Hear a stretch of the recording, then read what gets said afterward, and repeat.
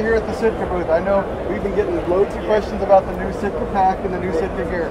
We have John Barklow, the big game manager from Sitka, and he's going to introduce their first backpack to come to market in what, 5-6 years? Yeah. And I think you're going to be surprised. If you're an old Sitka backpack, guys, this ain't it, boys. This is the new one. And John knows a little thing about backpacks and gear, so he kind of spruced her up a bit. I'll let John talk about it. Thanks, John. Yeah, so we definitely wanted to raise the bar on our big game packs. And so 3 years of development, and what we got was called the Mountain Hauler 6200. The 6200 meaning 6200 cubic inches. There's lots of features, and I'm not going to be able to go over all of them, so I'm going to try to kind of touch high level. Really, the design intent when I set out to kind of develop this pack was I wanted to make a simple, intuitive, and functional pack for that backcountry hunter. I didn't want a lot of bells and whistles. We didn't want to chase weight for the sake of comfort. And I wanted to have some really unique features specifically to the backcountry hunter. So just real quick, we have a really stiff aluminum frame. It's got some fiberglass rods in here to give flexibility in the waist. And all the critical load-bearing components, the shoulder yoke, the waist belt, the internal meat sling, and what's called antler straps to actually tie on a head or hide are directly connected to the frame. And we found that this was the best way to get the most efficient load transfer from the pack when you're carrying a really heavy or awkward load to the wearer's body or skeleton in this point. The suspension is a tri-component layup of 3 densities of foam, so you get a really nice, comfortable ride. This suspension's not going to pack out on you or start to roll it, at all. Pre-curved everything to help it wrap and form to your body to try to provide the best comfort possible. The textile we developed is a polyurethane coated inside and out nylon textile. What that does is provide some natural water repellency and also blood repellency. So that's a critical thing for a backcountry hunter. We also have a full line of accessories to go with this pack for this year, and those accessories fit almost all the existing big game packs. There's a dry bag that people use to put their clothes in. Some people are putting the meat in that goes inside the internal shelf.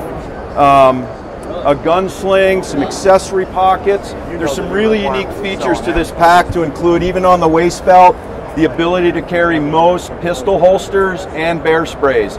So we've really tried to think of everything. This pack is coming in at right about 6.5 pounds, 6.4 pounds, depending on the size. And it will be offered in 2 sizes, a regular and a large. Those will be associated with your waist measurement and your girth.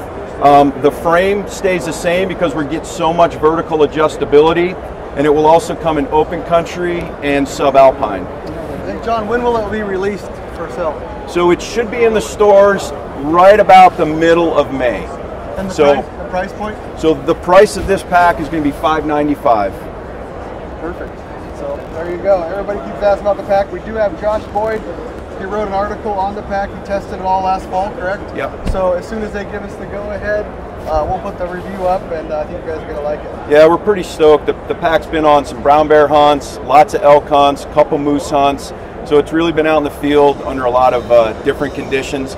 The way we designed it is really, in the configuration right now, it's 5,200 cubic inches, and that's swallowed every hind quarter of an elk that we've been able to put in it. But if you wanted the additional 1,000 cubic inches, there's actually 2 internal zippers and a bellows, an external bellows right here. You unzip it and it actually expands the main pack by 1,000 extra cubic inches. So you can use it or not, and if those zippers were to ever fail, it doesn't compromise the integrity of the pack. The other really cool feature that I think that I liked is kind of the intuitiveness of it, is when you kill, all you need to think about when you're cold, wet, scared, because you're in grizzly bear country, right? Or it's snowing, or you haven't eaten in 3 days, you know the drill, that everything that's Sitka orange gets deployed to carry out the animal. So orange straps, go to orange buckles, orange zippers. Like, that's all you have to think about. It's not trying to figure out a bunch of black or gray straps in the middle of the night with the headlamp. So yeah, we're pretty stoked about it. Yeah, it's a great looking pack, and definitely I like the material. If you kill a lot of stuff, you get a lot of blood on that Kedura, that scent really never goes away. And this definitely, I think, will solve that problem. If you can step aside, John, just get a pictures of the strap system he's talking about. Pretty interesting. So that smell is actually the smell of victory. All right, we're going to go on to the line. Everybody wants to know about this Apex.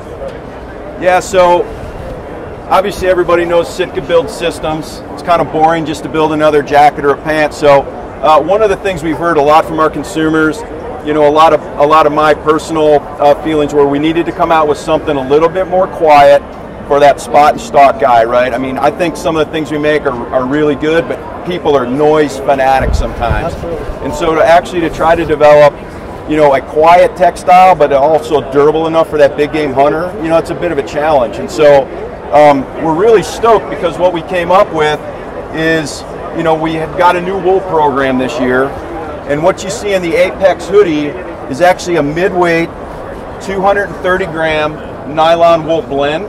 So it's got nylon on the face, merino, you know, on the back. You get all the great properties of wool.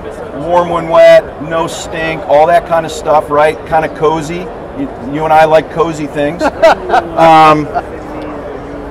But you get the durability of the nylon on the face. So if you're belly crawling or wearing a pack, you know, you're not going to wear this out or pill it up real quick. But we also reinforced the shoulders and the arms with a proprietary textile that we developed specifically for the Apex.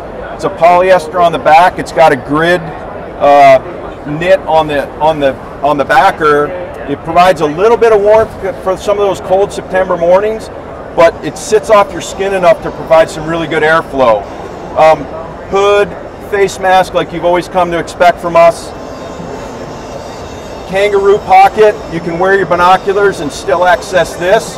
And then little features inside, we subdivided the Kangaroo Pocket so that if you're sticking calls in there or wind checks or something like this, it's not rattling around making a lot of undue noise. Really wanted to try to chase the noise. And then the last thing that we brought to this we've never done before is something that you and I probably know from the military, but I brought the elbow pads in. Very nice and I feature. did not understand how much my elbows took abuse crawling during the big game season until I actually had them. If you don't want the elbow pads, they can be removed, but they don't seem to, for me anyways, interfere with my draw cycle, nothing like that. So that's the Apex hoodie that we're really stoked about.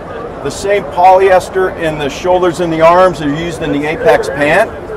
And as simple as this pant looks, there's actually a lot of features.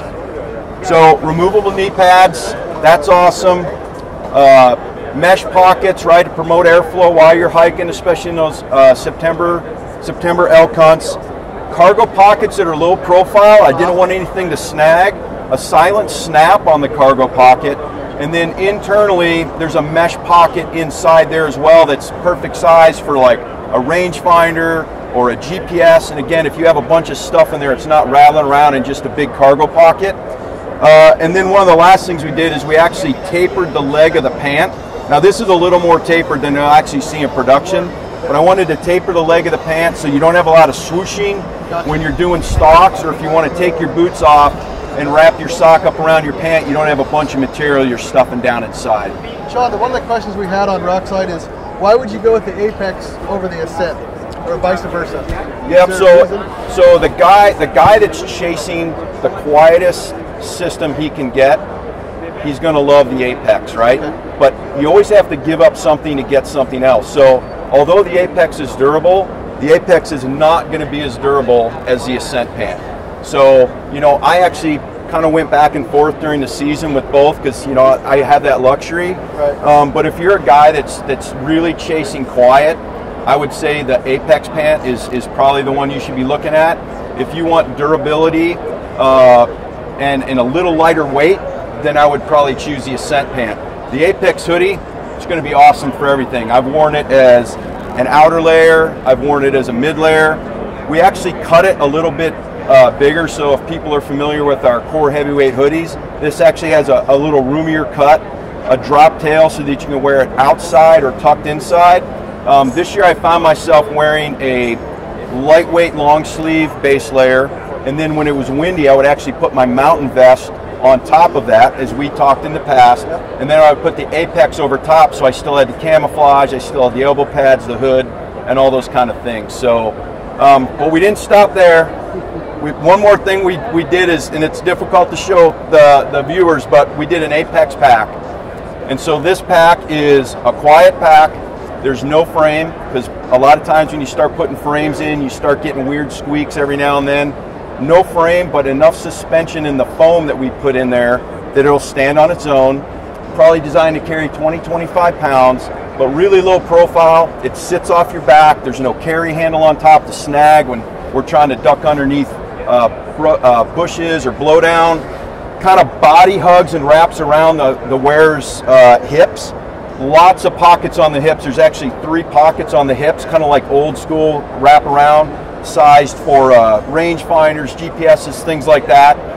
But how many times, Ryan, have we been, calling a bull or something, and they surprise us and we got our bow up and we're pinned? Yep. And we get in a stare down contest, and it's like 30 minutes.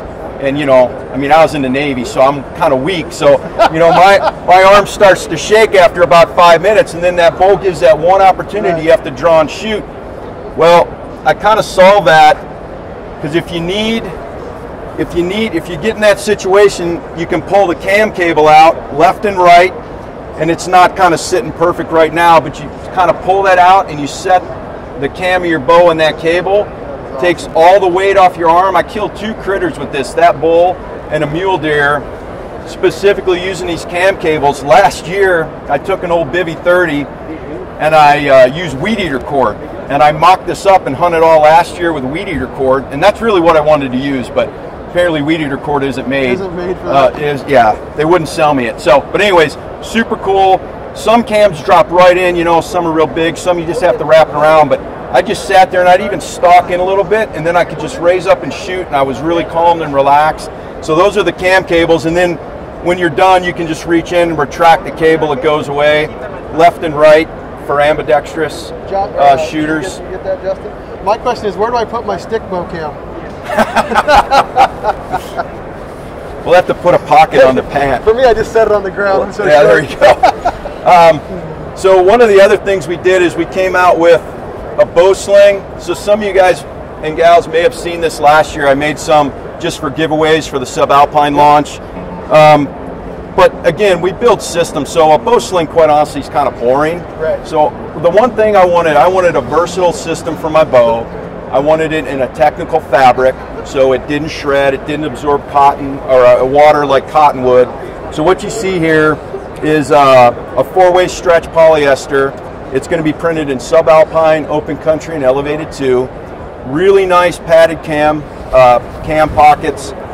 A sling that can be removed if you don't want to use it, like if we're carrying them on our packs through brush, you may not want it.